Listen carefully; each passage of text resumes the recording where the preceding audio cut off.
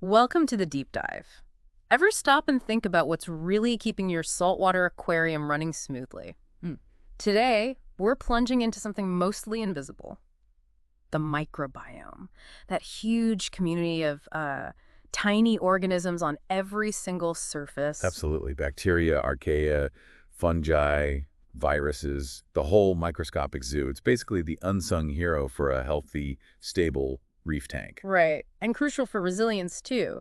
So, the big question, and I think a lot of listeners with established tanks might be wondering this, if you're facing ongoing issues or maybe you just want to optimize things, can you realistically change that microbiome without, tearing everything down and starting over? That's the million-dollar question, isn't it? Yeah. I mean, this microbiome, it's like the tank's immune system and digestive system rolled into one. It buffers against changes, keeps problematic organisms in check through competition. Like algae or cyano. Exactly. And it drives all that crucial nutrient cycling, breaking down waste, the whole nitrogen cycle. Ammonia to nitrite, even denitrification. Phosphorus cycle, too. And it defends against diseases. It certainly helps.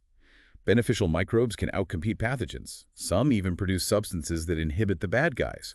Plus, they interact with the immune systems of corals and fish. For corals, it's fundamental, that whole holobiont concept, essential for their nutrition, health, dealing with stress. Okay, so it's dynamic, it changes. Huh. Which brings us to why someone might want to actively manipulate it. Maybe you're seeing chronic coral problems. Yeah, things like RTN, STN, black band disease.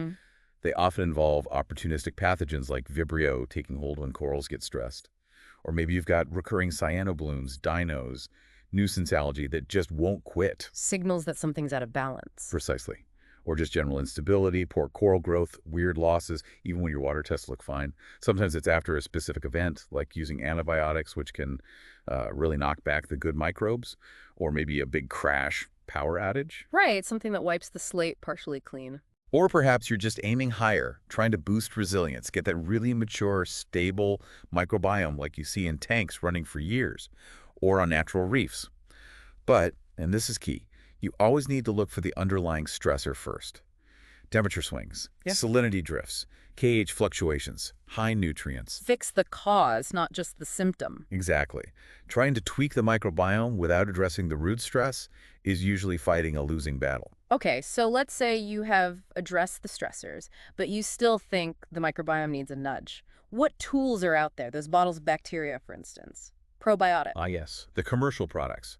Bacteria starters, nutrient control blends, probiotic mixes, often with bacillus or lactic acid bacteria, things labeled microbiome seeding. How are they supposed to work? Well, the idea is usually competitive exclusion, adding good guys to crowd out the bad.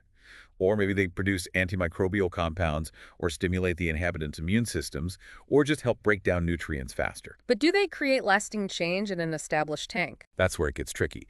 The evidence for sustainable long-term shifts from just dosing bottles in a mature tank it's limited. Often you need to keep dosing them, which suggests more of a temporary effect. And potential risks. Oh, definitely.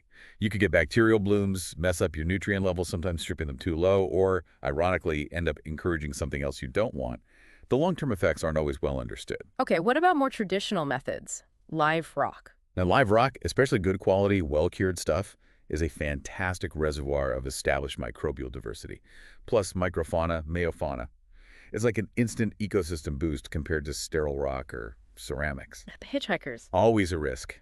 Pests, pathogens, you name it.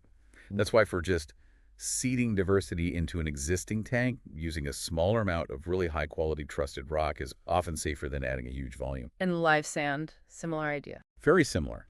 Adds a lot of diversity, particularly to the substrate itself. Creates those deeper, low-oxygen zones, vital for denitrification, getting rid of nitrates. And it's habitat for tiny critters. Same caveats apply, though. Potential for pests. Gradual introduction is usually wise. Let's take a specific scenario. Switching a bare-bottom tank to a sand bed. Microbiologically speaking, what's the big shift?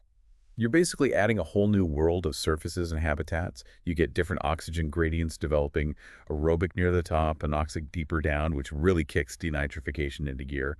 Plus, a home for sand-dwelling organisms. Changes how detritus is handled too, I imagine. Absolutely, and pathogen control might work differently, But it's not without challenges. You could trigger a mini cycle from the new sand, stir up trapped nutrients. You'll probably need to adjust flow. Adding it gradually is generally the way to go. So it feels like we can influence things, maybe nudge them, but a complete microbiome makeover in a running tank sounds tough.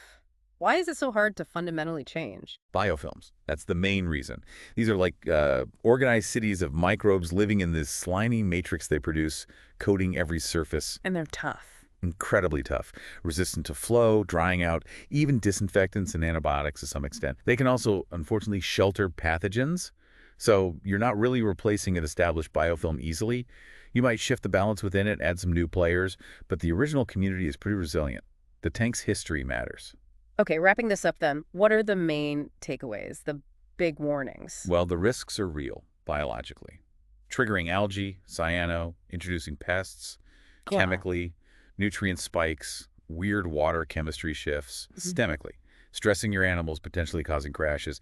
The absolute foundation is stable water parameters. Get that right first. Patience is key, it sounds like. Absolutely. Go slow. Observe carefully. Quarantine new rock or sand from good sources. Honestly, often the best way to support a healthy microbiome is just solid, consistent reef keeping, good maintenance, stable conditions. So these interventions can be supportive, but they're not magic bullets. Not usually, no. They don't replace good husbandry. Understanding this stuff is definitely an ongoing journey for all of us. All right, a final thought for everyone listening. Maybe take a moment to consider your specific tank. What are the main environmental drivers? Flow patterns? Lighting? Your feeding routine? How might those be shaping your microbiome? And could any small, stable adjustments help support its health? Something to think about.